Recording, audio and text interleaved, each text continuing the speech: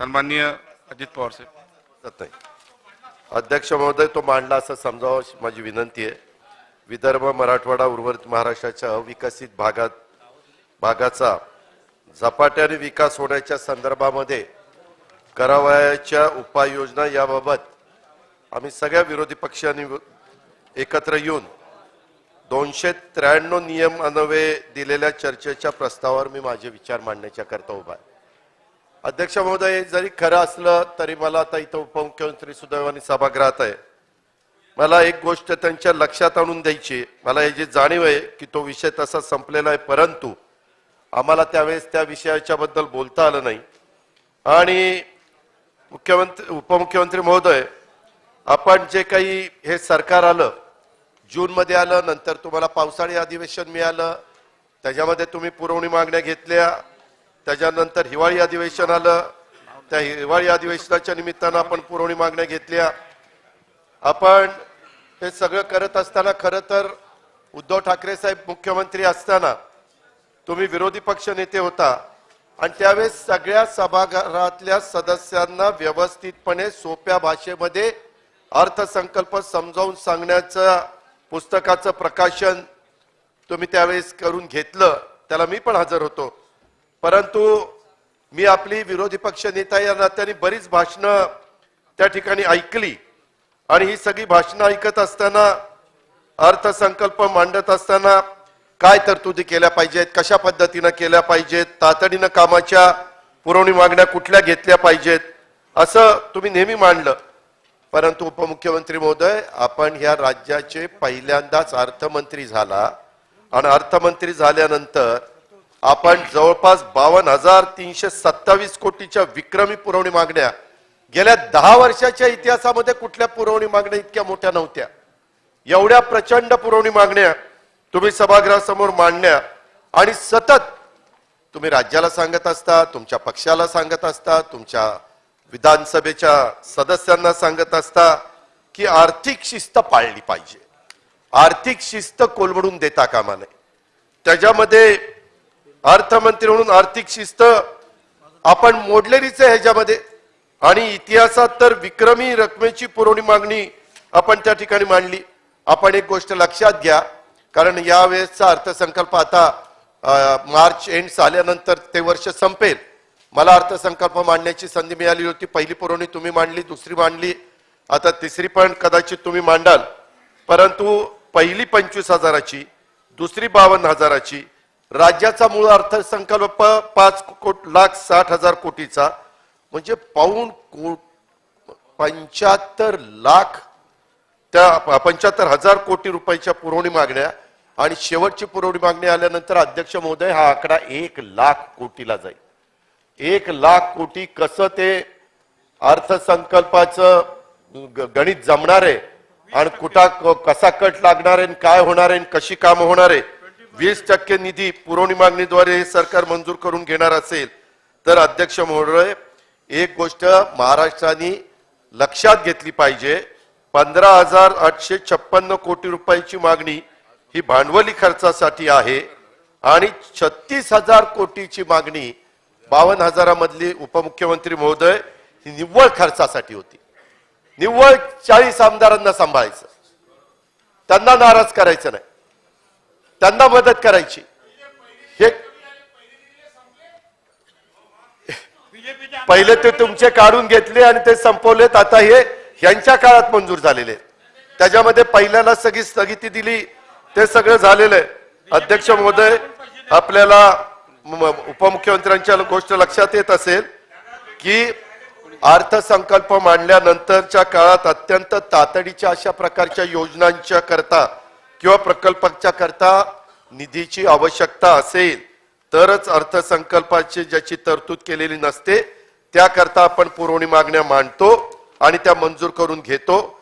परंतु ह्या सगळ्या वित्तीय शिस्तीला हरताळ पाचण्याचं काम आपण केलंय. उपमुख्यमंत्री महोदय, सध्या गेले 6 महिने मी बघतोय राज्याच्या मुख्यमंत्र्यांना कुठल्याही घोषणा करण्याचा अधिकार आहे, त्याबद्दल दुमत असायचं काही कारण नाही. परंतु सहसा कोणी मुख्यमंत्री असले तर अर्थमंत्र्यांशी चर्चा विनिमय करतात. वित्त विभाग असेल, नियोजन विभाग असेल की कुठली घोषणा केली तर ती मला प्रत्यक्षात कृतीमध्ये आणता येईल, त्याला मला आर्थिक तरतूद करता येईल, ह्याबद्दलचा साधारण साधक बाधक विचार त्या ठिकाणी केला जातो. परंतु गेल्या 6 महिन्यामध्ये काही आपल्या मंत्रिमंडळातले मंत्री आणि मुख्यमंत्र्यांनी पण केलेल्या घोषणा खरंच तुमच्या सद्विवेक बुद्धीला स्मरून सांगा की अजित पवार तुम्ही काही म्हटला तर मी कुणाच्या बापाचं ऐकणार नाही. परवाच ऐकलंय मी तुमच्या बापाचं कुणाचं ऐकणार नाही काल. आणि मी सगळ्याच्या सगळ्या ह्या योजना ह्या वर्षाअखेर पूर्ण करून देणार. हे मला जेवढ्या घोषणा झाल्या तेवढं सांगा, मी म्हणेल ते तुमचं ऐकेल. मला माहिती आहे की तुम्ही हे करूच शकत नाही, तुमच्याही अंतर्मनाला ते चांगलं माहिती आहे, फक्त तुम्ही बोलून दाखवत नाही. त्याच्यामध्ये काही विचारलं तर तुमची नेहमीची स्माईल तुम्ही करता आणि त्या ठिकाणी वेळ मारून नेता किंवा फार तर असे हात जोडता की कुणाला काय समजायचं ते समजा. अशा पद्धतीनं तुमचं कामकाज चाललेलं आहे. परंतु अध्यक्ष महोदय, यावेळेस आपण जर बघितलं तर मुख्यमंत्री कोणत्या नियमामध्ये आपण नगर विकास खात्याला जवळपास 8,945 कोटी म्हणजे 9,000 कोटीचा निधी दिला. ठीक आहे, मुख्यमंत्र्यांचं डिपार्टमेंट आहे, निधी दिला पाहिजे, त्याबद्दल दुमत नाही. पण त्याच्यातला 4,510 कोटी ठोक तरतूद. आमचे जयंतराव नाहीये ते ठोक आकडा कुठनं त्यांनी काढला नाव, आणि त्या ठोकनी सगळी ठोकाठोकीच चालवली.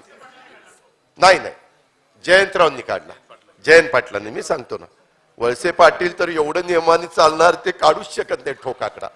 आणि त्या ठोक मध्ये 4,500 कोटीची ठोक तरतूद. उपमुख्यमंत्री महोदय, नाही हे बरोबर आहे का? एवढी मोठी तरतूद जर अशा पद्धतीनं असेल, आता वेगवेगळ्या लोकांना सांगितलं जाईल, चल ठोक तू इकडे ये तुला असं करतो, चल तू तिकडे ये तुला तसं करतो.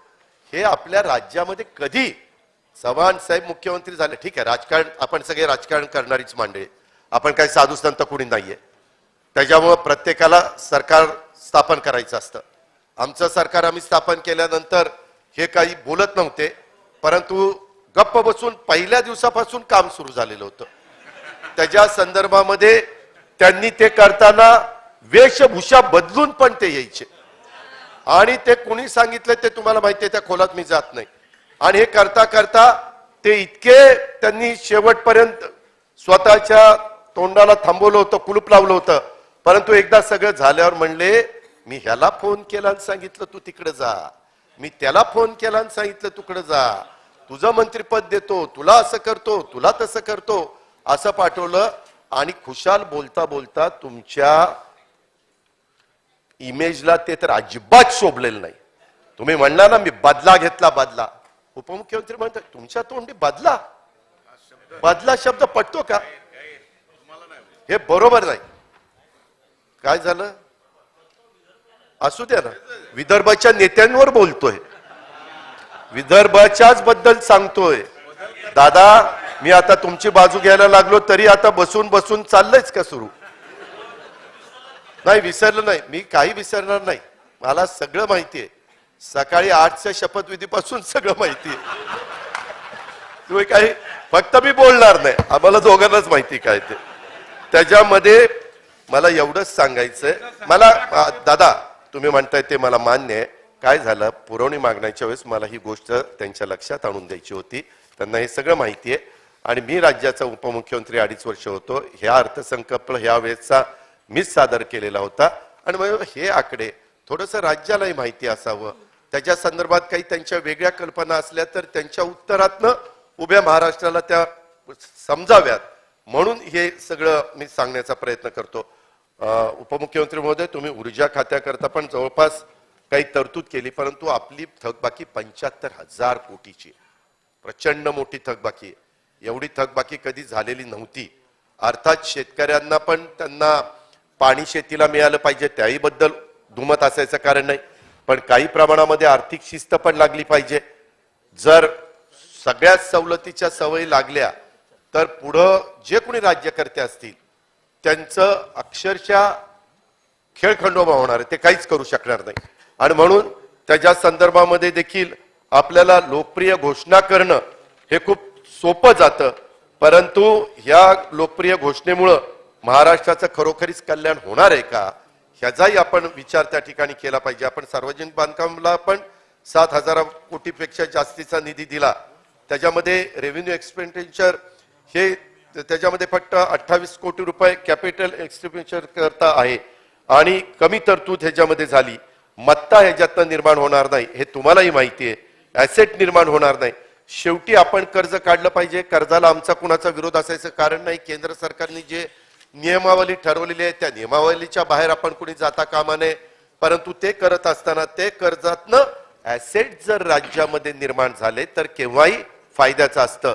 जसं समृद्धी महामार्ग एक मोठा ऍसेट तयार झालेला आहे आणि त्याचा फायदा मराठवाडा, विदर्भ आणि आपल्या सगळ्या उभ्या महाराष्ट्राला होणार आहे. त्याच्यामुळं आम्ही 2.5 वर्षाच्या काळात, तुम्ही पूर्वी 5 वर्ष उपमुख्यमंत्री होता, त्यावेळेसचे प्रोजेक्ट मी कुठल्याही राजकीय भूमिकेतनं थांबवले नाही. मी प्रत्येक प्रकल्पाला, मग तो चंद्रपूरचा असेल, तो समृद्धी महामार्गाचा असेल, तो कुठला पोलीस विभागाचा असेल, कोणत्याही विभागाचा असो, मराठवाडा, विदर्भ, उभ्या महाराष्ट्रातले कुठलेही प्रकल्प अध्यक्ष महोदय मी अजिबात थांबून त्या ठिकाणी दिले नाही. उलट करोनाची 2 वर्ष अडचणीची होती. त्या काळामध्ये उद्धव ठाकरे साहेबांच्या नेतृत्वाखाली आम्ही सरकार चालवत होतो. पहिल्यांदा आरोग्याला आम्हाला सगळं लक्ष द्यावं लागत होतं.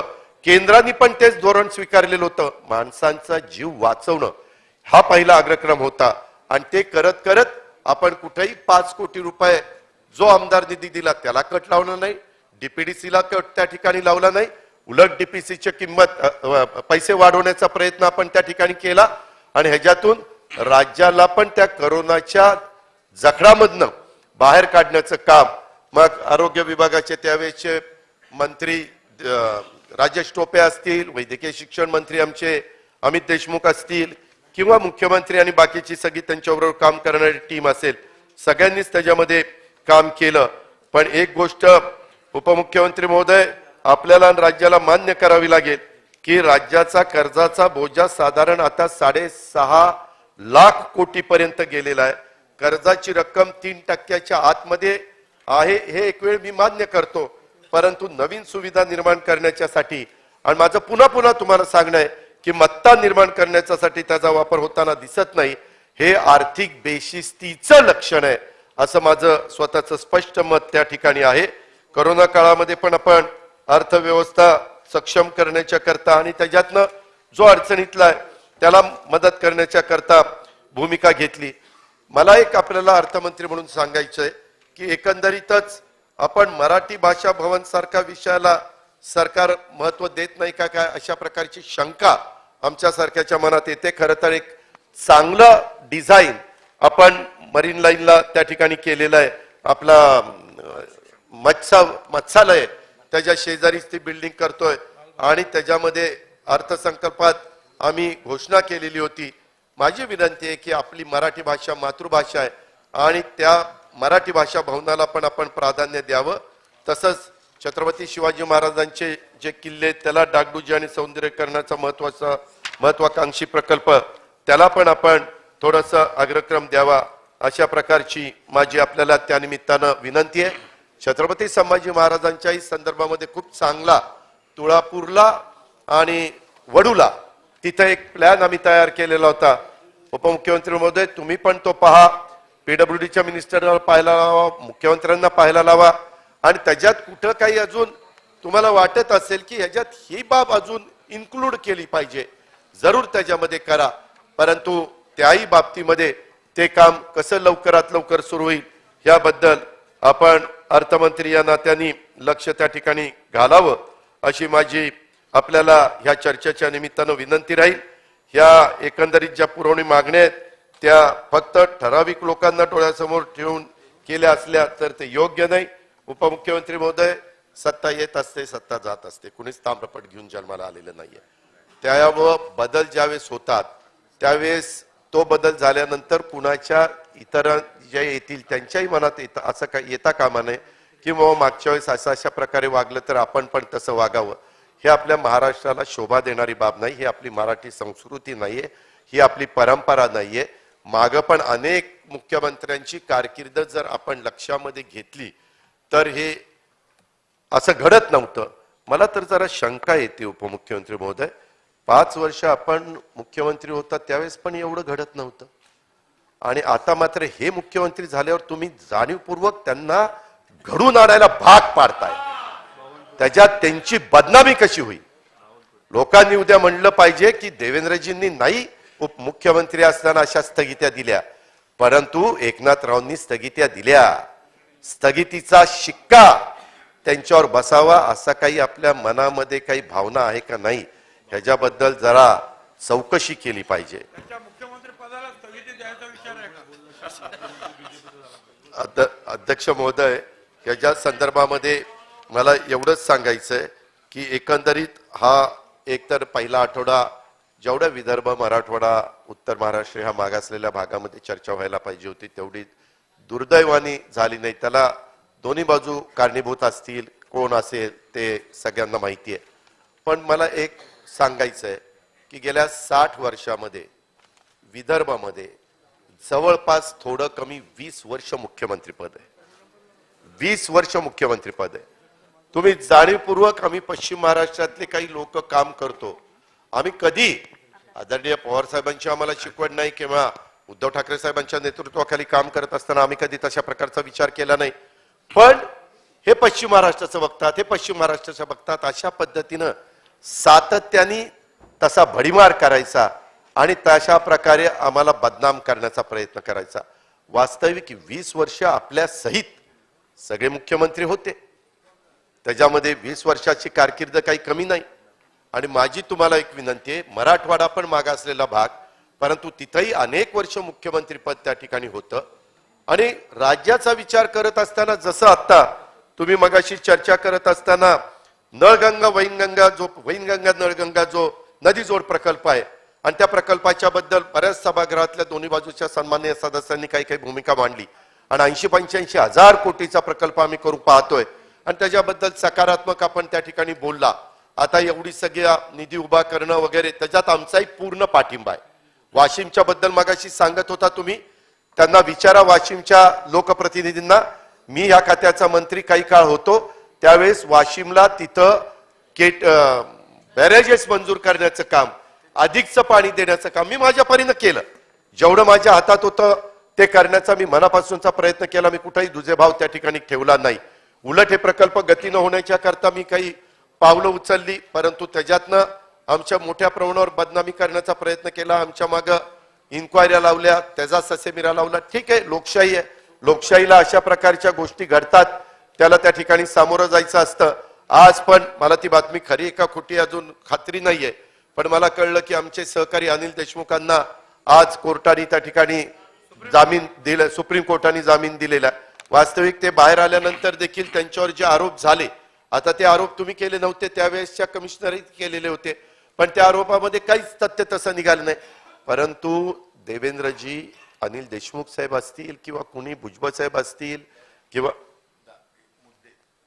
कुणी त्या ठिकाणी असतील, माझी एवढीच विनंती आहे की प्रत्येकाच्या आयुष्यामध्ये कुठलाही गुन्हा सिद्ध न होता एखाद्याला 6 महिने, वर्ष, 2 वर्ष जेलमध्ये टाकणं हे काही मोगलाई आहे का? ही कुठली पद्धत? त्याच्या संदर्भामध्ये शिक्षा झाल्यावर जरूर त्या शिक्षेचा जो काही त्यांनी 1 वर्षाकरता, 5 वर्षाकरता, जन्मठेपेकरता काय शिक्षा केलेली असेल ती शिक्षा त्या ठिकाणी व्हावी. परंतु प्रत्येक माणसाच्या आयुष्यातले इतके दिवस त्या ठिकाणी वाया गेले. संपूर्ण फॅमिली डिस्टर्ब होती, सगळं घरदार त्या ठिकाणी डिस्टर्ब होतं. शेवटी जरी कुणी काही आरोप प्रत्यारोप केले असले तरी त्याच्यामध्ये तथ्य असलं तरी आम्ही पण राज्यकर्ते असताना आम्ही कारण नसताना कुणाला मोका लावणं किंवा कुणाला तडीपारचा प्रयत्न करणं किंवा कुणाला तरी अडकवण्याचा प्रयत्न करणं अशाही गोष्टी करू नये. आणि तुम्ही पण आज सत्तेवर आला तर उठसूट सगळीकडे एसआयटी आता अहो आपल्या राज्याला ईडी माहिती होतं, इन्कम टॅक्स माहिती होतं, सीबीआय माहिती होतं, एनआयए माहिती होतं, पण एसआयटी आता नवीनच यांना कळायला लागली. काही झालं की कुणी उठायचं एसआयटी लावा की लगेच इकडनं उत्तर, ठीक आहे हे तपासून घेतो आणि हे योग्य असेल तर मी एसआयटी लावतो. अरे काय लावतो करतो? त्यापेक्षा उभ्या महाराष्ट्रामध्ये महागाई आकाशाला भिडली आहे, बेरोजगारी आहे, तरुणांना त्या ठिकाणी काम नाही, त्याच्यामध्ये अनेक महत्वाचे प्रश्न आहेत. उद्योग त्या ठिकाणी गुंतवणूक झाली पाहिजे. शेतकऱ्यांच्या आता आत्महत्या वाढलेल्या आहेत, त्याच्याबद्दल काही आमच्यापेक्षा चांगल्या कल्पना तुमच्या मनामध्ये असतील तर त्या राबवा, आम्ही त्याला पाठिंबा देऊ. अलीकडच्या काळामध्ये आपण पीक विम्याच्या करता तुम्ही नेहमी मुख्यमंत्री म्हणून विम्याचं एवढं व्यवस्थितपणे सांगण्याचा प्रयत्न करायचा की विमा उतरवला म्हणजे पैसे मिळालेच पाहिजे असं नाही. तुम्ही अनेक उदाहरण त्या ठिकाणी द्यायचा. परंतु तसं जरी खरं असलं तरी साधारण आपल्या राज्यातल्या शेतकऱ्यांची अशा प्रकारची मानसिकता असते की पीक विमा उतरवल्यानंतर आम्हाला पैसे मिळाले पाहिजे. आज पीक विम्याच्या निमित्तानं 75 रुपये, 100 रुपये, 150 रुपये, आता तुमच्यातल्या काही सहकारी मित्रांनी जाहीर केलं की 1000चा तरी चेक मिळाला पाहिजे.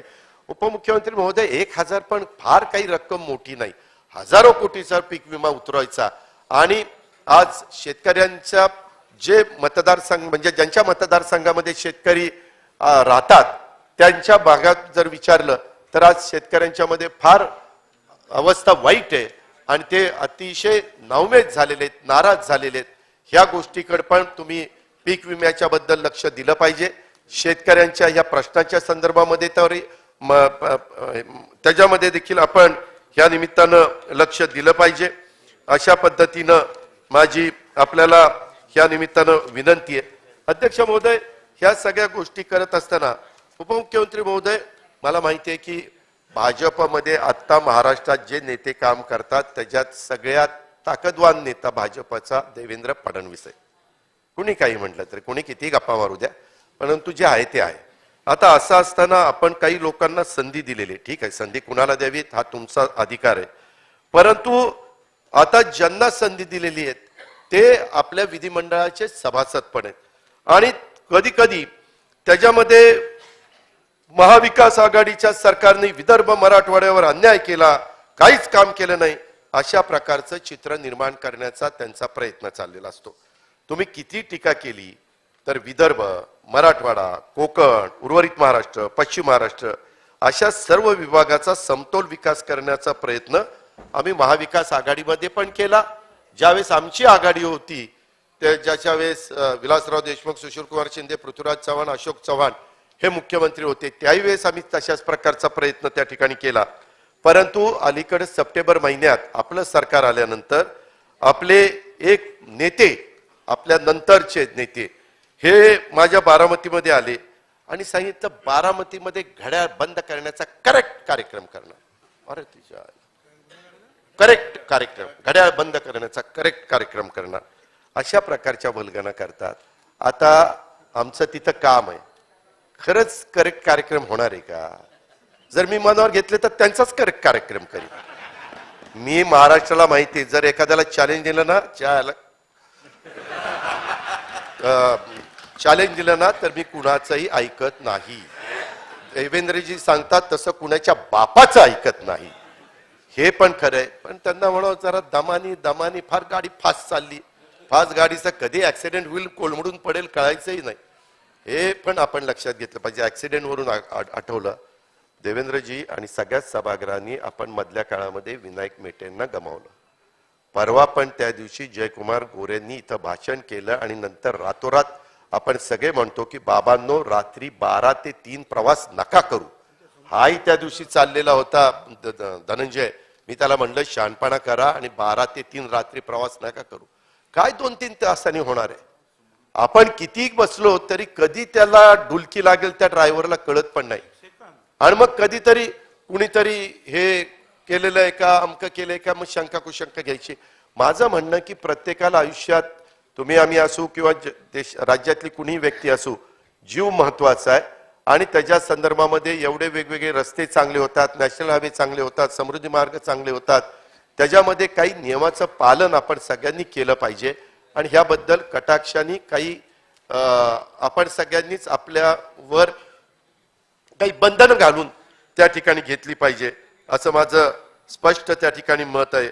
आणि अजूनही म्हणजे देवेंद्रजी तुम्ही नाहीच म्हणणार, पण मला माहिती आहे तुम्ही राज्याचे मुख्यमंत्री झाला त्यावेळेस वेगळ्या विदर्भाच्या बद्दल जे आणेसाहेब होते, ज्यांना तुम्ही एजी केलेलं होतं, त्यांनी सांगितलेलं होतं आणि त्यावेळेस तुमच्याही मनामध्ये तुम्ही किती नाही म्हणला तरी मी खात्रीनं सांगतो की तुमचं असं मनात होतं तुम्ही मुख्यमंत्री झाल्या की 4.5 वर्ष राज्याचं मुख्यमंत्री राहायचं आणि शेवटच्या 6 महिन्यामध्ये वेगळ्या विदर्भाचा ठराव करायचा आणि तेलंगणामध्ये जसं झालं तसं वेगळा विदर्भ करून त्या ठिकाणी वेगळं राज्य मराठी भाषिक 2 राज्य करायची अशी नाही अशी त्यांच्या मनात भावना होती. परंतु नाही ऐका तरी त्याच्यामध्ये राज्याचं मुख्यमंत्री जे होतं कुणी देवेंद्रजी होऊ द्यात किंवा विदर्भातलं कोणी होऊ द्यात दुर्दैव आहे त्या अजून उत्तर महाराष्ट्राला कधी मुख्यमंत्री पद मिळालं नाही. कोकणला मिळालं, मुंबईला मिळालं, पश्चिम महाराष्ट्राला मिळालं, मराठवाड्याला मिळालं, विदर्भाला मिळालं, पण उत्तर महाराष्ट्राला धुळे, नंदुरबार, जळगाव आणि नाशिक या गिरीश महाजनांना आंतरराष्ट्रीय स्तरावर भाजप वाढवायला पाठवायचंय. युनायटेड नेशन त्यांचे कॉन्टॅक्ट फार आहेत आणि ते इतके झटपट कॉन्टॅक्ट करतात तुम्हाला सगळ्यांना माहिती आहे. त्याच्यामुळे त्यांना तिथं पाठवायचं ठरलंय. त्याचा मित्र बंधू भगी अध्यक्ष महाराज अध्यक्ष महाराज ह्याच्या संदर्भामध्ये एकंदरीतच हे सगळं वेगळ्या विदर्भाचं वगैरे स्वप्न दाखवलं जातं. माझं म्हणणं आहे की आपण सगळ्यांनी आज ठराव चांगला केलेला आहे. आपल्या सगळ्यांची भावना आहे आपण एकत्र महाराष्ट्रामध्ये राहूया, चांगल्या पद्धतीने एकमेकाला मदत करूया, जिथं कुठं काही कमतरता असेल तर ती भरून काढूया. मला एक सांगायचं अध्यक्ष महोदय की आपण पण विदर्भातनं प्रतिनिधित्व करता. विदर्भामध्ये वेगवेगळे उद्योग, आता आपलं सोयाबीन असेल, आपला कापूस असेल, आपला संत्रा असेल, आपली जी काही आपलं धान असेल, आपली जी काही महत्वाची पिकं आहेत त्या पिकावर प्रक्रिया करणारी कारखानदारी ही आली पाहिजे. उपमुख्यमंत्री महोदय तुम्ही बऱ्याचदा बोलत असताना ते साखर कारखान्याचं निघालं की तुम्ही त्याच्या संदर्भातले वेगवेगळ्या प्रकारची वक्तव्य करतात, तो तुमचा अधिकार आहे. परंतु खरोखरीच साखर कारखान्यांच्यामुळे आर्थिक सुबत्ता आली. तुम्ही काही बाबतीमध्ये म्हणता की मुद्दाम काहींनी कारखान्याच्या किमती कमी केल्या, हे असं झालेलं नाही. विदर्भातले कारखाने जात असताना आज पण मी सांगतो की जर उद्याच्याला काही डायरेक्शन मिळाल्या कोर्टाच्या आणि कारखाने विकायला गेले तर विदर्भातले कारखाने 13 कोटी 14 कोटी 15 कोटी 16 कोटीला कोण घेत नाही. हरिभाऊ वागडे साहेब तुम्ही पण संभाजीराजे कारखाना चालवता. आज काय परिस्थिती आहे? कारखाना चालवणं हे काही येड्या गाबाळायचं काम नाही. त्याच्यामुळे सूतगिरणी असू, साखर कारखाने असू, जिल्हा बँका असू, तुम्ही का आत्मचिंतन आत्मपरीक्षण करत नाही की महाराष्ट्रामध्ये बऱ्याचशा ठिकाणी दूध वाढलं, आपल्या विदर्भामध्ये का नाही वाढलं? कुठं कमतरता आहे? कुणी बाहेरचे लोक येऊन दूध काढत नाही का? इथल्या म्हशी गाई दूध देत नाही? काय होतं काय? रेशीम उद्योग कुणी अडवला? शेळी पालन व्यवसाय कुणी अडवला? एवढा कापूस पिकतो का नाही चांगल्या सूतगिरण्या निर्माण होत? का नाही चांगल्या सूतगिरण्या चालत? आता काही का होईना स्वतः गडकरी साहेबांनी प्रयत्न करून 2-3 कारखाने बऱ्यापैकी चालवलेले आहेत. ते लढतायत, त्याच्यामध्ये ऊस वाढतोय. परवा पण मी त्याच्यावर येणार आहे, गोसीखुर्दला गेलेलो होतो त्यावेळेस तिथली परिस्थिती त्या ठिकाणी बघितली. माझं म्हणणं इच्छाशक्ती दाखवा ना राजकीय. उगीच हे पश्चिम महाराष्ट्रातले काही करत नाही, हेच काही करत नाही, आमच्यावर अन्याय करतात, आमच्यावर अन्याय करतात. अरे आपल्या पण मनगटातली ताकद दाखवा ना. जिल्हा बँका कुणी बंद पाडल्या? बाहेरच्या लोकांनी येऊन बंद पाडल्या. कोण जबाबदार आहे? आज कितीतरी इथल्या जिल्हा बँका, 11 जिल्हे आहेत आपले, त्याच्यातले मला वाटतं भंडारा गोंदिया वेगवेगळ्या बँका आहेत ना. भंडारा गोंदिया तर सगळीकडेच वेगळं, फक्त वाशिम अकोल्याची एकच बँक आहे, बाकीच्या मला वाटतं 10 बँका आहेत. मग 10 बँकेच्या संदर्भामध्ये पीक कर्ज आहे ना. मी कुठं अहो साहेब आम्ही कुठं म्हणतोय जे चांगले ते चांगलंच ना. ठीक आहे, बसून बोलू नका, बसून बोलू. अध्यक्ष महोदय मला हे सांगायचंय आणि उपमुख्यमंत्री तुमच्याही लक्षात आणून द्यायचंय, बँका जे ताकदीनं चांगल्या चालवत असतील ते कुणी कुठल्या गटाचे तटाचे पक्षाचे वगैरे काही बघू नका, त्यांना सपोर्ट करा. जे चुकीच्या पद्धतीनं चालवत असतील तिथं दुरुस्त काय करायचं ते करा. चुकीची प्रवृत्ती तिथं वाढीला लागणार नाही त्या पद्धतीचं काम सावे साहेब आपण करा. आपण सहकार मंत्री आहात. पूर्वी विनायकराव पाटलांनी सहकार मंत्रीपद फार चांगलं भूषवलं होतं, स्वर्गीय विनायकराव पाटील औरंगाबादचे. परंतु अजून तुम्ही 6 महिन्यात त्या खात्यात रुळलाच नाही. काही तुमच्याकडे काम आणलं?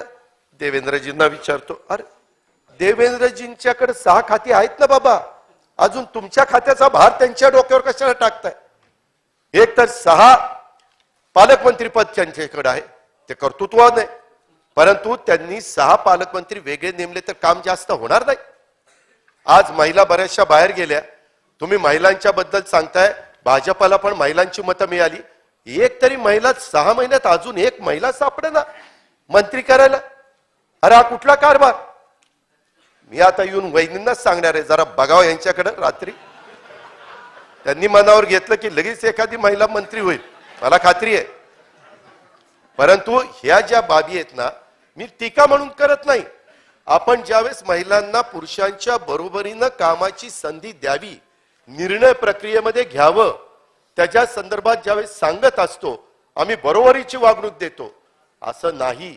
आपल्या सभागृहामध्ये आज 20 लोक तुम्ही मंत्री 18 मंत्री, मुख्यमंत्री, उपमुख्यमंत्री आहात, परंतु शाहू फुले आंबेडकरांचा महाराष्ट्र, सावित्रीबाई फुलेंचा, पुण्यश्लोक अहिल्यादेवी होळकरांचा ह्यांचा महाराष्ट्र असा असताना देखील दुर्दैवानी ह्या महाराष्ट्रामध्ये आज पण एकही महिला मंत्री नाही.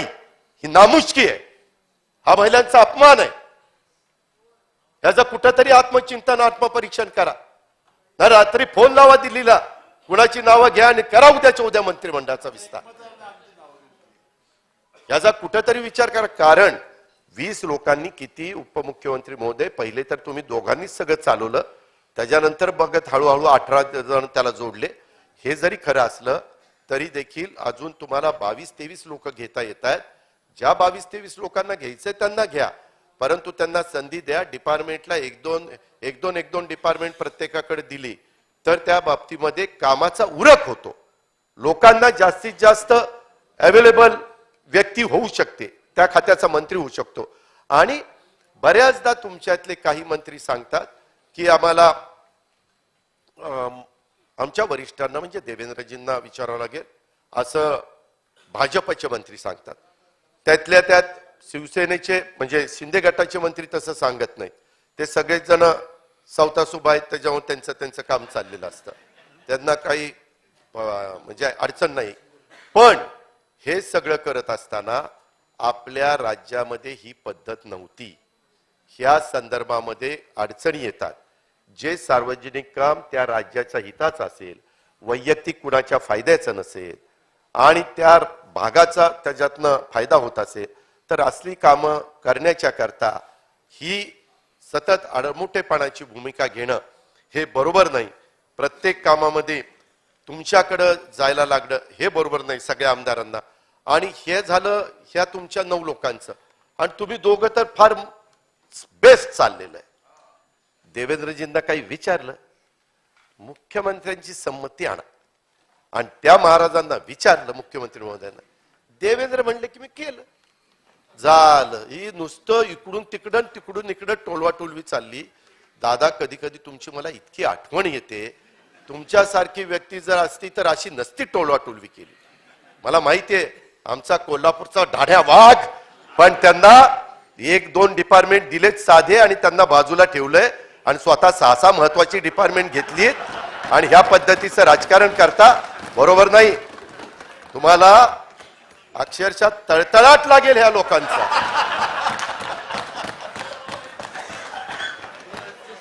अध्यक्ष महोदय, त्याच्या संदर्भामध्ये माझी एवढीच विनंती आहे, ह्याच्यातला काही गमतीचा भाग बाजूला ठेवा, परंतु खरोखरीच आपल्याला मराठवाडा विदर्भाचा विकास करत असताना आपल्याला कुठल्या आणखीन नवीन योजना राबवल्यानंतर इथल्या तरुणांना रोजगार मिळेल.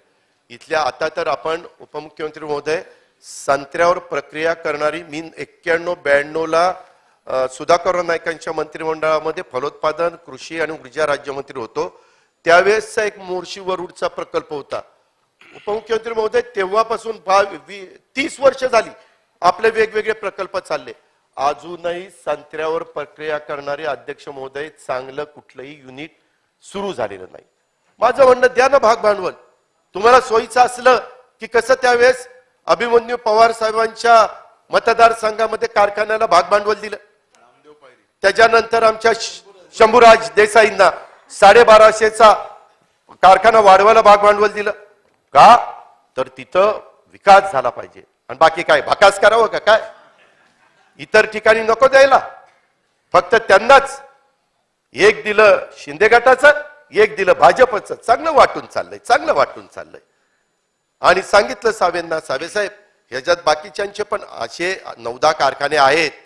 मी तुम्हाला सभागृहाच्या निमित्तानं सांगतो, मग तेही कारखाने कुठल्या गटाचे, तटाचे, पक्षाचे काही बघू नका. 1250चा कारखाना इथून पुढे राज्यामध्ये चालूच शकत नाही, फायद्यात येऊच शकत नाही.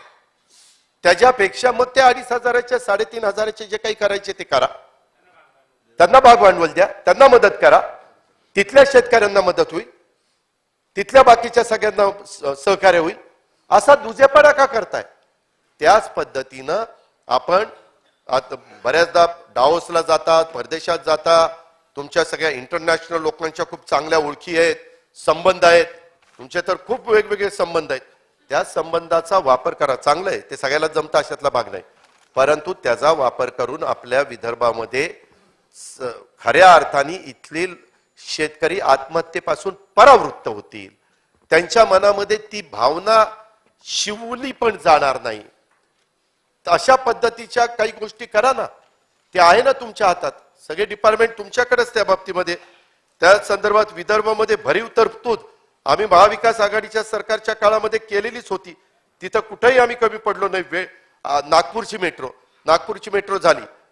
उपमुख्यमंत्री महोदय, मी सहज माहिती घेतली, कारण ह्यावेळेस शनिवार रविवार मी इथंच होतो, वेगवेगळ्या ठिकाणी जात होतो, तर त्याच्यामध्ये केंद्राचा पैसा निम्मा, राज्याचा पैसा निम्मा, अशा पद्धतीचा तो प्रोजेक्ट आहे, काही वित्तीय संस्थेचा. पण चालवत असताना जो तोटा होणार आहे तो नोटा एकट्या महाराष्ट्र सरकारने सहन करायचा, त्याच्यात केंद्र सरकार नाही. आणि सध्या काही वर्ष 50-60 कोटी रुपयाचा तोटा होण्याची शक्यता नाकारता येत नाही. आता माणसं वाढतायत, म्हणजे लोकांना आवड निर्माण होतीये, ती एक चांगली बाब आहे. उद्याच्याला तोही प्रोजेक्ट उत्तम चालावा. पुण्याचं, ठाण्याचं, मुंबईचं, पिंपरी चिंचवडचं जी मोठी मोठी शहर आहेत तिथं पण मेट्रो ही लवकरात लवकर त्या ठिकाणी पूर्णत्वाला जावी, अशाही बद्दल आमचं सगळ्यांचं म्हणणं आहे. पण मी अतिशय अधिकारवाणीनं सांगेन की विदर्भाला भरीव तरतूद करण्याचं काम उद्धव ठाकरे साहेबांच्या नेतृत्वाखाली आम्ही सगळ्यांनी ह्या निमित्तानं केलं. आपण पण करा, आम्हाला कधी त्याच्यामध्ये वेगळी भावना आमच्या मनामध्ये येणार नाही. परंतु एकंदरीत संत्रा प्रक्रिया प्रकल्प असेल, सायट्रस इस्टेट, ह्याच्याबद्दल मराठवाडा आणि आसपासच्या भागातील मोसंबी पिकाची गुणवत्ता आणि उत्पादकता वाढवण्याच्या करता आपण स्थापन करण्याचा निर्णय आपण घेतलेला आहे. त्याला प्रोत्साहन देण्याचा प्रयत्न करा. रेशीम उद्योग हा मराठवाडा विदर्भाला वरदान ठरणार आहे. तिथं अंडीपुंज निर्मिती केंद्र आणि सोयी सुविधा देण्याचा प्रयत्न आपण करा. गोसीखुर्दच्या बाबतीमध्ये उपमुख्यमंत्री महोदय, मी स्वतः गेलो होतो. एक गोष्ट तुम्हाला फार प्रकर्षाने तिथं करावी लागेल. काय झालंय, त्या भागामध्ये हा सगळा प्रकल्प होत असताना तिथं खूप मोठ्या प्रमाणावर जलपर्णी आली. माझ्याबरोबर सन्माननीय सदस्य सुनील भुसारा आणि काही आजी माजी आमदार होते. तिथं मी स्वतः बघितलं, जलपर्णी आली आणि ते अधिकारी सांगत होते की नागपूर आणि इकडचं सगळं खराब पाणी तिथं जातं. देवेंद्रजी, आपल्या राज्यामध्ये उजनीचं पाणी इतकं खराब आहे की ते मासे देखील तिथले खाण्याच्या योग्यतेचे नाही, माणसांना अपायकारक आहे असं बोललं जातंय. त्याच्यामध्ये ते पाणी शेतीला पण कधी कधी अडचणीचं ठरतं. राहुल कुल आहेत का इथं? तुम्ही राहुल कुलला विचारा, त्यांच्याही बॅकवॉटरवर बऱ्याचशा त्या ठिकाणी लिफ्ट आहेत. आणि मग असं असताना जर पाणी खराब होणार असेल, सिवरेज ट्रीटमेंट प्लांट बसवा. हे पाणी तिथं जर खराब झालं तर एवढं चांगलं पाणी खराब झालं तर उद्याच्याला ते तिथल्या आजूबाजूच्या लोकांना प्यायला देणं पण अन्यायकारक होणार आहे. ह्या सगळ्याचा विचार आपण करा. आणि जवळपास आता 100% धरणाचं काम झालंय, परंतु 98,000 हेक्टर एवढं क्षेत्र अजून ओलिताखाली यायचंय. 92,000 हेक्टर त्याच्यामध्ये क्षेत्र ओलिताखाली त्या ठिकाणी यायचंय. परंतु हे सगळं येत असताना कालवे महत्वाचे व्हायचे आहेत. तिथल्या ज्या महत्वाच्या लिफ्ट आहेत 4, त्या लिफ्टचाही खर्च अध्यक्ष महोदय खूप मोठा आहे आणि त्याच्याकरता खूप मोठी वीज लागणार आहे. माझी आपल्याला सूचना आहे की घोडाझरी कालव्याचं 40% काम झालंय, मुख्य कालव्याचं 100% काम, असोला मेंढाचं 75% काम, असे वेगवेगळ्या प्रकारची कामं झाली. परंतु खरोखरीच तिथल्या उपसा सिंचन योजना किंवा मगाशी तुम्ही नळगंगा वैनगंगा प्रकल्पाचं सांगितलं, ह्या चालवायच्या असतील तर आपल्याला सोलरवर गेल्याशिवाय गत्यंतर नाही. नाहीतर एवढ्या मोठ्या म्हणजे काही हजार हॉर्सपॉवरचे पंप तिथं लागणार आहेत. एवढे मोठे पंप चालवायचे म्हटले तर लाईट बिल आपण टेंबू, ताकारी, म्हैसाळ, त्याच्यामध्ये उरबोडी, जिहे काठापूर, जनाई, सिरसाई, विष्णुपुरी, पुरंदर अशा सगळ्या उपसा सिंचन योजनेची जलसंपदा खात्याचे मंत्री या नात्याने माहिती घ्या. आम्ही स्वर्गीय पतंगराव कदम आता नाही आहेत, परंतु ते दुष्काळाच्या निमित्तानं किंवा काही काही वेगळ्या पद्धतीनं जयंतराव पाटील साहेब, स्वर्गीय आर पाटील साहेब असा प्रस्ताव आणायचे आणि आम्ही कॅबिनेटला त्याला मान्यता द्यायचो आणि त्याच्यातनं त्याची विजेची बिलं भरली जायची आणि ती वेळ मारून नेली जायची. पण आपल्याला खऱ्या अर्थाने आर्थिक सुबत्ता, खूप मोठ्या प्रमाणावर हिरवगार सगळं हॉर्टिकल्चर, इतर पिकं नीट होण्याच्या करता ह्याही करता तुम्हाला लक्ष द्यावं लागेल. त्याच्याशिवाय या योजना चालणार नाही. माझ्या माहितीप्रमाणे जतचे 2000 कोटी रुपयाचं तुम्ही जे काम करताय त्याच्यामध्ये तुम्ही सोलरचा प्लांट तिथलं इन्क्लूड केलेला आहे आणि तिथं वीज निर्मिती करून तुम्ही तो प्रकल्प चालवणार. चांगली बाब आहे. आताच एकदाच खर्च होईल, परंतु पुढे कायमचा तो खर्च होणार नाही. अशा पद्धतीनं ह्या गोष्टी होतात. त्याच्यामध्ये अध्यक्ष महोदय, या संदर्भामध्ये काही प्रकल्प हे आपल्या दुर्दैवानी भागातनं दुसरीकडे जात आहेत. आता केंद्र, महाराष्ट्राच्या आणि विदर्भाचा दुजाभाव केला जातोय. राष्ट्रीय खनिकर्म आरोग्य संस्थान हे पूर्वी विदर्भामध्ये होतं. उपमुख्यमंत्री महोदय, ह्याच्यात मराठवाडा, विदर्भ, मध्य प्रदेश, छत्तीसगड, तेलंगणा येथे खाण उद्योग आहेत. या सर्वांना विदर्भ जवळ पडत होता आणि त्याच्यामुळं हे आपलं संस्था इथंच पाहिजे होती, परंतु ती संस्था बाहेर गेली. खरं तर वाजपेयी साहेबांनी हजारो खाण कामगारां परिसरातील जनतेचा आरोग्याचा विचार करून संस्थेसाठी नागपूरचा विचार केला होता. त्यांचा विचार बाजूला सारून ही संस्था आता अहमदाबादला हलवलेली आहे. असं नाही केलं पाहिजे. तिकडे एवढे हे खनिज नाहीये. नंतर केंद्रीय कामगार शिक्षण मंडळ हेही नागपूरवरून दिल्लीला हलव. ते दुसरी संस्था श्रमिक शिक्षा बोर्डची हे नको होती हलवायला. त्याच्यामध्ये नागपूरचा सॅफ्रन उद्योग हाही हैदराबादला त्या ठिकाणी गेला.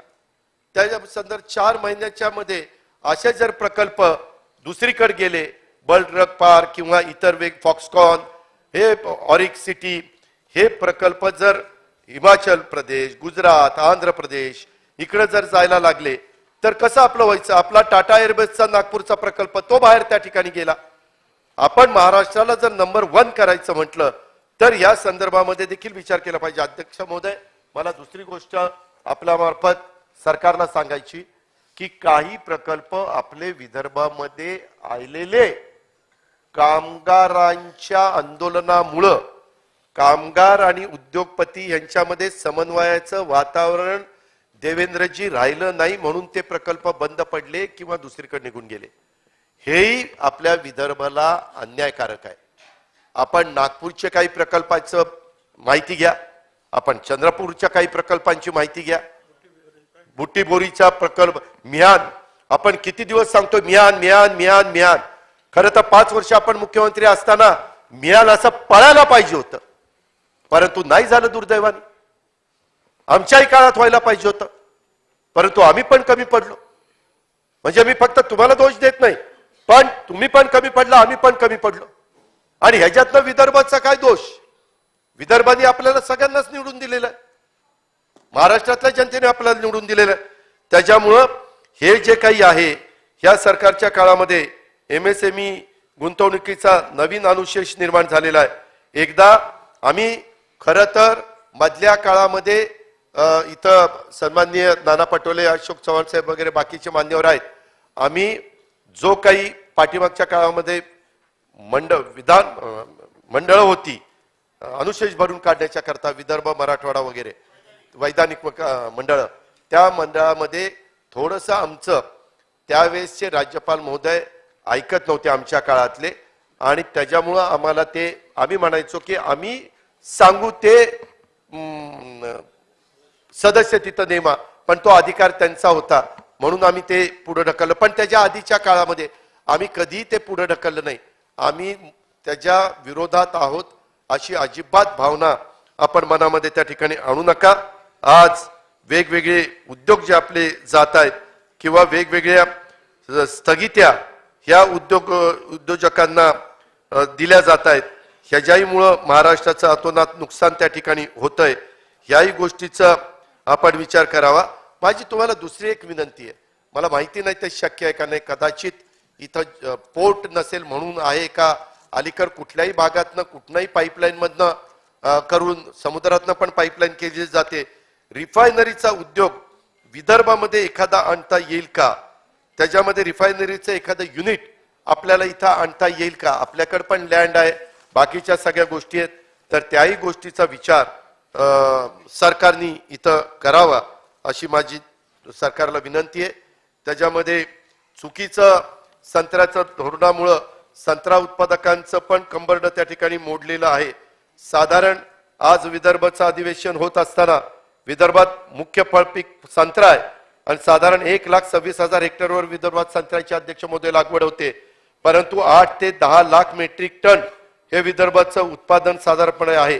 प्रतिवर्षी अध्यक्ष महोदय 1500 ते 2000 कोटीचा संत्रा निर्यातीचा टर्नओव्हर आहे. बांगलादेशात विदर्भातल्या उत्पादनाच्या 25% संत्र्याची निर्यात होते. साधारण 2 लाख टन संत्रा बांगलादेशात जातो. दररोज 200-300 गाड्या ह्या बॉर्डरवर जातात आणि ते अंतर 1300 किलोमीटर आहे. मेहंदीपूर, बुजाडांगा व बनगाव हे बांगलादेशचे 3 एंट्री पॉइंट आहेत. सुरुवातीला जर ह्याच्यात 33 रुपये असलेला आयात शुल्क 57 रुपयापर्यंत देवेंद्रजी गेलंय. आता ते 63 रुपये झालंय प्रति किलो, ते वाढलंय. निर्यातीमुळे संत्रा उत्पादक शेतकऱ्यांना चांगलं मार्केट मिळालं होतं. आता आयात शुल्क वाढवल्यामुळं 25% बांगलादेशात जाणारी संत्री स्थानिक बाजारपेठेत आले, त्यामुळं भाव गडगडलेले आहेत. याचा आपण साकल्याने विचार करा आणि यातून मार्ग काढण्याच्या करता महाऑरेंज संघटनेच्या पण काही मागण्या आहेत, त्याही मागण्यांचा विचार आपण जरूर त्या ठिकाणी करावा. देवेंद्र भुयारांनी पण एक पत्र दिलं, मी आपल्याला ते माहिती करता देतो. आपल्याला ते योग्य वाटलं तर निश्चितपणे त्याच्यावर कारवाई करावी.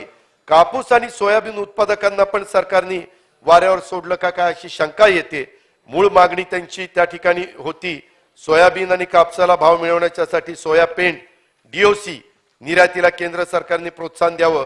मागील वर्षी आयात केलेल्या 5 लाख मेट्रिक टन सोया पेंटला डिसेंबर पर्यंत दिलेली मुदत वाढ रद्द करावी. सोया पेंट आयात करू नये, उलट 15 लाख मेट्रिक टन सोया पेंट निर्यात करावी. कापसाचे आयात शुल्क पूर्वीप्रमाणे 11% ठेवावं. कापूस आणि सूत निर्यातीला प्रोत्साहन द्यावं. सोयाबीनवर 5% जीएसटी रद्द करावा. आपण जीएसटी काउन्सिलचे सभासद आहात.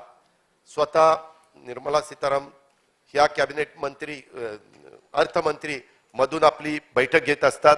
आपण बाकीच्या आपल्या सहकाऱ्यांना सांगितलं तर हे करता येणं शक्य आहे. कोरोनाच्या काळामध्ये उपमुख्यमंत्री महोदय काही निर्णय आम्ही वेगळे घेतलेले होते, पण ते सगळ्या राज्यांना सोयीचे होते. त्याच्यामुळं आमचं तिथं मेजॉरिटी झाली आणि केंद्रीय अर्थमंत्र्यांनी त्याला दुजोरा दिला. म्हणून ह्याही बाबतीमध्ये आपण लक्ष घालावं आणि त्याच्यातनं हा मार्ग त्या ठिकाणी काढावा अशी पण माझी विनंती आहे. अध्यक्ष महोदय, मला आपल्या मार्फत सरकारची ही गोष्ट आणून द्यायची की माओवादग्रस्त भागात विकास कामांसाठी निधी द्या. नक्षलग्रस्त भागामध्ये आपले पोलीस चांगलं काम करतायत. परवा पण गडचिरोलीला त्यांनी 2 नक्षलवाद्यांना ठार केलं. तिथं खूप मोठ्या प्रमाणावर सगळेच तिथं संदीप पाटील आणि बाकीची टीम उत्तम प्रकारचं काम करते. त्याची माझी या चर्चेच्या निमित्तानं विनंती आहे की माओवादग्रस्त भागातील विकास कामांच्यासाठी केंद्र सरकारने 1200 कोटी रुपये मिळावेत आणि त्याच्यातून त्या विभागामध्ये कामं मार्गी लागावीत. मिलिटरीच्या धर्तीवर हॉस्पिटलची उभारणीसाठी C60 साठी पण त्या ठिकाणी निधी द्यावा. अमितभाई शहांच्या गृहमंत्र्यांच्या अध्यक्षतेखाली माओवादग्रस्त राज्यांच्या मुख्यमंत्र्यांची एक बैठक झालेली होती. त्यामध्ये देखील खरं तर मुख्यमंत्री महोदय, उपमुख्यमंत्री महोदय, माझी तुम्हाला विनंती आहे की बऱ्याचशा मीटिंगला मुख्यमंत्री आणि उपमुख्यमंत्री जाऊ शकतात. मी मुख्यमंत्र्यांच्यावर कुठेतरी माझा गैरविश्वास आहे असं दाखवत नाही, परंतु आपण गृहमंत्री आहात, आपण विदर्भातले आहात आणि आपण पण बरोबर गेला तर ह्या गोष्टी तिथं मांडताना सोयीचं होईल. आणि तुम्ही तिथं मांडताना तुमच्या तोंडून गोष्ट ज्यावेळेस पडेल त्यावेळेस भाजपचा एक आपला कट्टर नेता मुद्दा मांडतोय असं म्हटल्यानंतर आपल्याला जरा मदत होईल असं. अरे मी चांगलं सांगतोय साहेब. गोगावले साहेब, काय आता आपला ते सूट शिवून आणलेला कधी घालायचा? काय त्यांना विचारा. मी तर सांगून ठेवलंय की राज्यपालांना ते गोगावले साहेबांचा शपथविधी असेल, कुठेही मी दुनियेत असलो तरी शपथविधीला जाणार आहे. काय अभिनंदन करतोय? मला तुम्हाला अभिनंदन करायचंय. तर अध्यक्ष महोदय, खूप जणांचे सूट पण वाया चाललेत साहेब. उंदीर बिंदीर लागेल त्याला. त्यांना कळ ना, त्यांच्या घरातले माणसं विचारायला लागली ही कशाला सुटलं, कशाला शिवलंय, कशाला, कधी घालायचं? लग्नात नाही घातलं, आताही घालत नाही, असं होतंय ना. जरा लक्ष द्या. अध्यक्ष महोदय, धान खरेदी आपल्या दृष्टीने महत्वाची. माझ्याकडनं ते राहून गेलं. धानाच्या बाबतीमध्ये आम्ही आमच्या काळामध्ये बोनस दिला.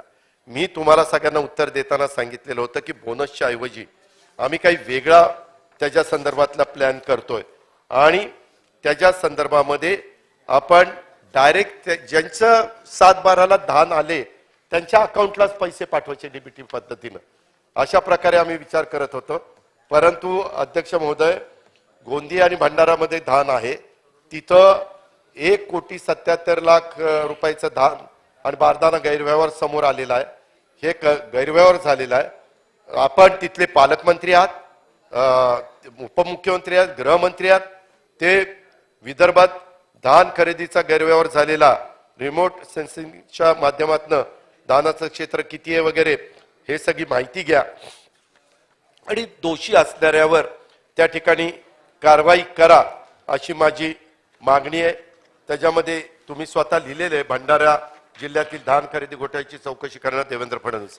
आपण त्याची अंमलबजावणी लवकर करा. आणि धानाच्या बाबतीमध्ये जर देवेंद्रजी काही जण इथेनॉलचा प्लांट टाकतायत, इथेनॉलला तर खूप चांगल्या प्रकारची सवलत केंद्र सरकारने दिलेली आहे, त्याबद्दल केंद्र सरकारचा आभार, अभिनंदन. तशाच पद्धतीनं तिथं जर आपण प्रक्रिया करणारा अतिशय अत्याधुनिक आणि ऑटोमायझेशन असणारा प्रकल्प उभा केला तर आपलं इतकं धान वाया जातं, सडतं कुसतं, सगळे बोगस प्रकार होतात. तिथं गोडाऊन मध्ये किती असतं काय असतं काही कळत नाही. तर त्याचा उपयोग होईल आणि त्याच्यामुळं आपल्याकडे असणाऱ्या तांदळाला काय आपण करू शकतो ते जर आपण विचार केला तर निश्चितपणे एखादा प्रकल्प तिथं चांगल्या पद्धतीनं होईल. अध्यक्ष महोदय, दुसरी एक गोष्ट मी मध्ये त्यांनाही सांगितलं होतं, मुक्ती संग्राम दिनाच्या साठी दुर्दैवानी आजपर्यंत या सरकारला वेळ देता आलेला नाहीये. 17 सप्टेंबरला मराठवाडा मुक्ती संग्राम दिन होता. त्या लढ्याबद्दल अभिमानाच्या भावना सगळ्यांच्या आहेत. आता त्या दिवशी काही कारणानिमित्त हैदराबादला मुख्यमंत्र्यांना जावं लागलं. आता तो कार्यक्रम 9चा 7ला घ्यावा लागला, हरकत नाही. परंतु आता तरी त्या 8 जिल्हे आणि महाराष्ट्राला पण कळू द्या की मराठवाडा मुक्ती संग्रामाचा जाज्वल्य इतिहास काय आहे तो एकदा त्या निमित्तानं कळला तर आपण 500 कोटी रुपयाची तरतूद त्यावेळेस केलेली होती. मंत्रिमंडळाची उपसमिती नेमलेली होती. राहिलेल्या काळामध्ये देखील या मुक्ती संग्रामाच्या बद्दल थोड्याशा आमच्या मराठवाड्यातल्या लोकांच्या भावना खूप तीव्र आहेत. त्यांना असं वाटतं की मराठवाडा मुक्ती संग्रामाच्या अमृत महोत्सव वर्षानिमित्त सरकारने अनास्था दाखवली. शेवटी कुणी सरकार असेल तर असं करून चालणार नाही. तर त्याबद्दल पण आपण कार्यक्रम घ्या. तिथले जे काही 8 पालकमंत्री आहेत त्यांनाही त्याच्यात इन्व्हॉल्व करा. काही विरोधी पक्षाच्या पण सन्माननीय सदस्यांना त्याच्यात इन्व्हॉल्व करा आणि त्या पद्धतीनं पुढे गेले तर फार बरं होईल.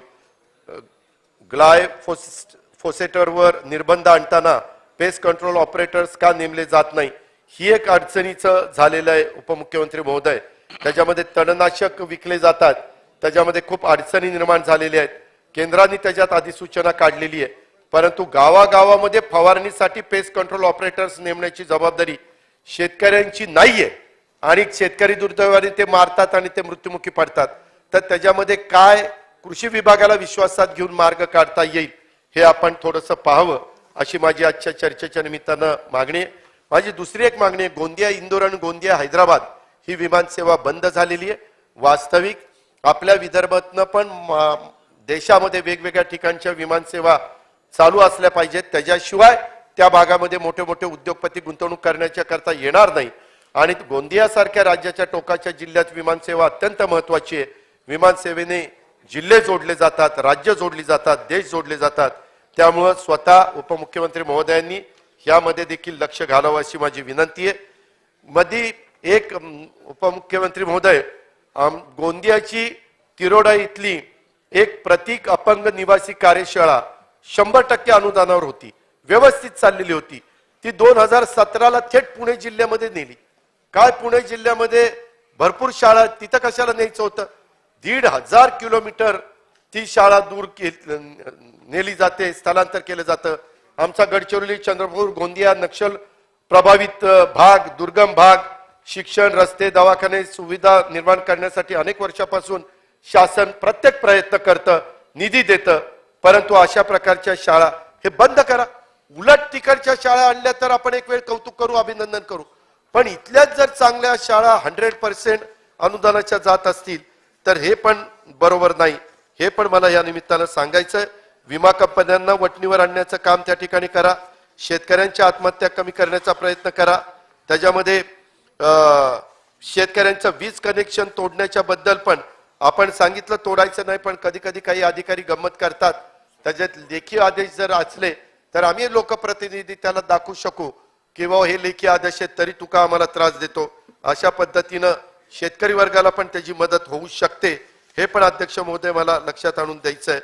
पाणी वापर कार्यक्रमाला पण मंजुरी दिली जात नाही, त्या निमित्तानं त्यालाही आपण मंजुरी त्या ठिकाणी द्यावी. यावर्षी सुदैवाने चांगला पाऊस पडलाय. जायकवाडी, मांजरा, माजलगाव, येलदरी, तेरणा, सिनाकोळेगाव, पेनटाकळी, इसापूर, मुळा, भंडारदरा, निळवंडे, उर्ध्वतापी, गिरणा, दारणा या प्रकल्पात 100% पाणी आहे. आणि त्याच्यामुळं सरकारने धरणातील पाणी वापर कार्यक्रमाला मंजुरी दिली नाही किंवा कालवा सल्लागार समितीच्या बैठका घेणे अशक्य असल्यास 4 नोव्हेंबर 22ला शासन निर्णय काढला की ही जबाबदारी राज्यमंत्री आणि पालकमंत्री यांच्यावर टाकलेली. राज्यमंत्रीच नेमले नाही, कशी काय जबाबदारी टाकली? कधी कधी असं चुकतंय बघा कामाच्या व्यापात. पण त्यांच्याकडून वेळेत कार्यक्रमाला मंजुरी दिली जात नाही. आमच्या पालकमंत्र्यांनी वेळेत बैठका घेऊन दिलीपराव आमच्या सगळ्या कालवा सल्लागार समिती व्यवस्थित झाली. काय दादा, एकदम बेस्ट. परंतु तसं बाकीकडे पण करा ना. राज्याच्या शेतकरी सन्मान योजना ह्याही बद्दल एक चांगली अधिवेशनामध्ये हे तर स्वतः मंत्री महोदयांनीच त्या ठिकाणी जाहीर केलेले. तर त्याच्या संदर्भात आम्हाला तर कळलं की कधी कधी कॅबिनेटमध्ये काहींची कानउघडणी पण केली जाते आणि ह्याच्यात बाबा हे कसं काय तुम्ही जाहीर केलं, काय केलं, कसं काय पैसे कुठनं द्यायचे वगैरे वगैरे. पण मग घोषणा जाहीर करतानाच 10 विचार करून करा ना. जर आपण मुख्यमंत्री असताना केंद्र सरकारच्या धर्तीवर राज्याची शेतकरी सन्मान योजना सुरू करण्याचा सुतोवाच केला होता, सुतोवाच सुरू नव्हती, पण त्यांच्या मुख्यमंत्री पदाच्या काळात तुम्ही ती सुरू करू शकला नाही. आता मात्र काही काही मंत्र्यांना धीरच राहत नाही. काय सांगू, काय नाही, काय सांगू, काही कधी कधी सांगता सांगता असं का बेताल बडबडून टाकतात की विचारता सोय नाही. काही पण करून टाकतात. तो उत्साह जरा आवरा. जनता असे म्हणते की ठीक आहे यांच्या चुका होतात, पण देवेंद्र कसं सहन करतायत? त्यांच्या हातात तर सगळं आहे, मग ते का सहन करतात? उद्या ज्याला तुम्ही सांगितलं की काय अहो आमच्याकडनं चुकलं म्हणून तिथं बसला ना, आता दुरुस्त करा. अहो मागच्या काळात चुका झाल्या ते तुमच्या काळात निदर्शनास आलं तर करा ना दुरुस्त. कशाचा शब्द नाही, नाही असं नाही, शब्द फिरवत नाही मी.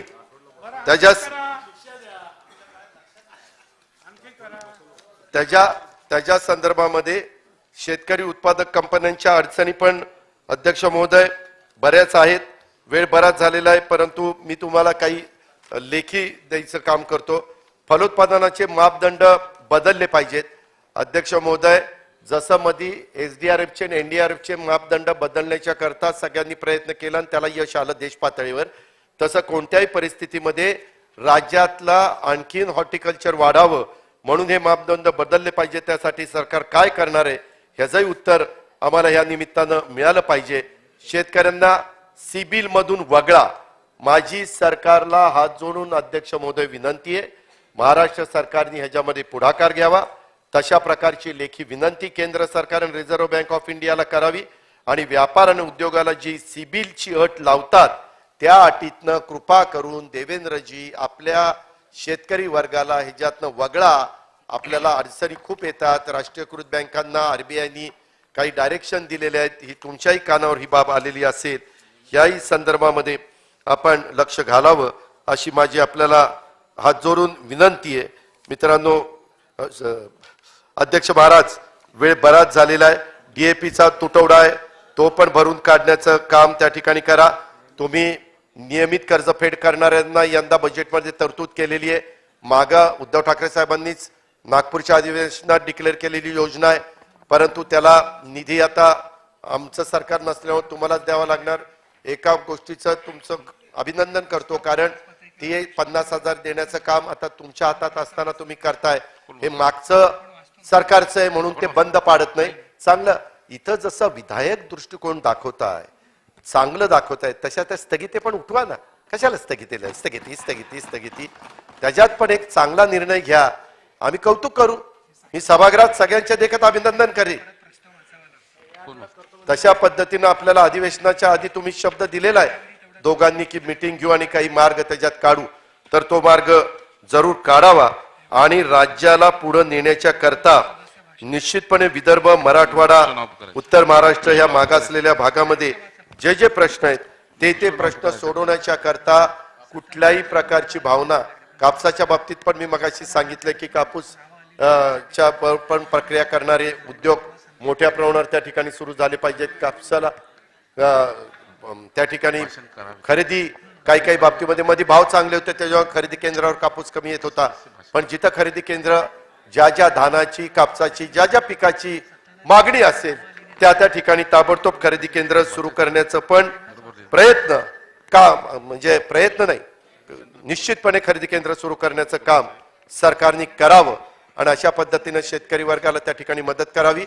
मी आजच्या चर्चेच्या निमित्तानं महाराष्ट्रातल्या जनतेला, मराठवाडा, विदर्भ, उत्तर महाराष्ट्राला, सगळ्या मागासलेल्या भागाला सांगू इच्छितो की जे या भागातल्या विकासाचं महत्वाचं असेल त्या कामाच्या करता आमच्या सर्व विरोधी पक्षाच्या वतीनं सरकारला पूर्णपणे पाठिंबा त्या ठिकाणी राहील. त्या विकास कामाच्या करता तिथं काही त्रुटी जाणवली तर आम्ही लक्षात आणून देऊ, पण आपण सगळे मिळून खऱ्या अर्थाने या मागासलेल्या भागाचा कायापालट त्या ठिकाणी करण्याच्या करता प्रयत्नाची शिकस्त करू. त्याच्यात आम्ही कुठं कमी पडणार नाही हा शब्द सभागृहाला देतो. माझे 2 शब्द संपवतात. जय हिंद, जय महाराष्ट्र.